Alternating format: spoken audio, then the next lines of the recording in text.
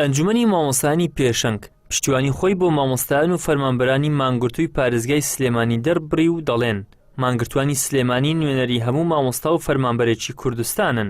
ئەنجومەنی مامۆستایانی پێشەنگ باز لەوە دەکات مامۆستایان و فەرمانبەرانی کوردستان هەمویان وەک یەک لە قەیران و ناڕەحەتیدان، بەڵام ئەوەی جیاوازە لە دوو زۆن و ناوچەی جیاوازدان.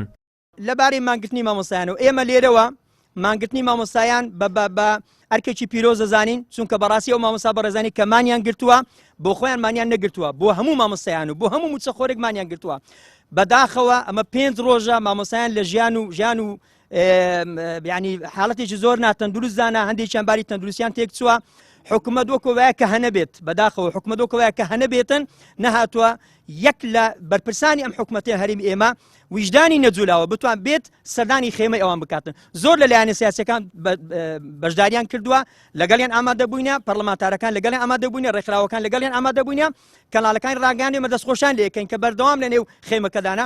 بەڵام بەداخەوە ئەمەی کەم حزوری نییە غیابە لەوێندەرێ بەرپرسێکی حکومەتی باڵای ئەم هەرێمەیە کە نەیتوانی و لەگەڵیان بەشدار بێت.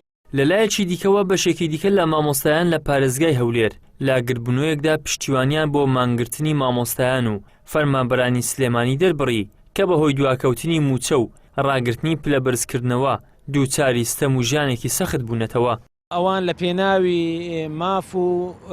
مافە ڕەواکانی هەموو مامۆستایان مانیان گرتووە و داواکاریەکانیان ڕەوایە، بەداخەوە تاکو ئێستا دەسەڵات گوێی لێ نەگرتوون، داواکاریەکانی جێبەجێ نەکردیە، بێباکە ئێمەش ویستمان پشتگیری لەوان بکەین و دوای ئێمەش زەخت دەکەینەوە لەسەر هەموو داواکاریە ڕەواکانی مامۆستایان و موچەخۆران و خانە نشینان. پشتگیری ئەو مامۆستایانە دەکەین کە لە شاری سلێمانی مانیان گرتووە، ئەوەش وەکو مافێکی سەرەتایی خۆیانە و بە تایبەتیش ئەو مامۆستایانی کە لە ژێر خیوەتگاکان مانی خواردنیشیان لە خۆیان گرتووە، ئەوەش بەشێکی گرنگە لە ژیانی مامۆستایان.